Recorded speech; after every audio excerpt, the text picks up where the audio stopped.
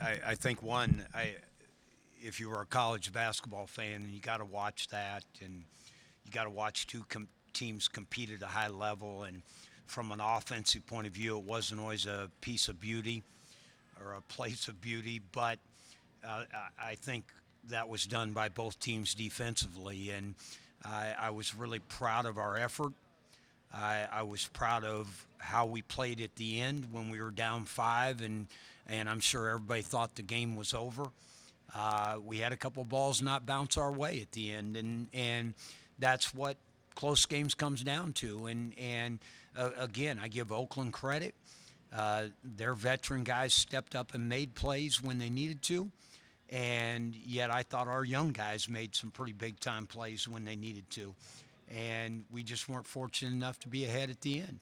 Coach, talk about your amazing defense on guys like Walker and Emerson Walker and Clark today. Well, I've said all along, I think our defensive ability has gotten better and better, and we're getting to the point where we really believe in guarding that. And in reality, that's how we got the lead in the first half. We just couldn't.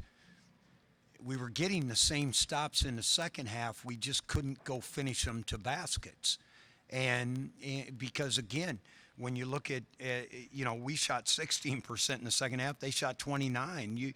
As a coach, you're going to take that every time you play, especially a team like Oakland that everybody in the country knows is one of the best offensive teams out there. And to have 1 day prep and be ready to play them, I think, our guys did a great job of being ready. Now, given that they just beat Valparaiso and Valparaiso pretty handily, and you guys came in here and almost knocked them off, what does that say in terms of a measuring stick for you guys?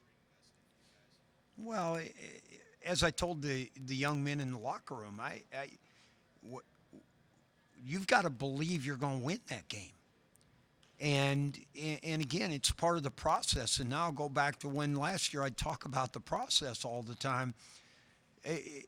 I think our guys have to realize teams like Oakland and Valpo, I don't think they're looking at us like the old UIC. I think they know that we've upgraded. And so I think from my player's point of view, what you can't do is you can't ever accept it, though.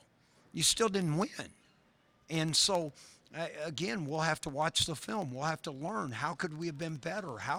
But again, we come down and get three straight times where we get guys wide open for a three. He's been knocking that down for us all year. They don't go in. That's just part of it. And so what I'll look at is our execution. Did we make the right play? And if we did, then, hey, it was a day the ball just doesn't go in the basket for us. Steve, there was a little commotion with Stevie Clark in the handshake line after the game. I didn't see if you were a part of that, but what exactly happened from your perspective? And it seemed like things were bad. Well, I wasn't a part of it because I don't even know who Stevie Clark is. So, and I mean, to walk through the line and know, so I have no idea. A lot of the calls didn't go your way, particularly that last call. I think at that point in the game, you had like four freshmen and one junior on the court. Talk about the poise that your young guys are bringing.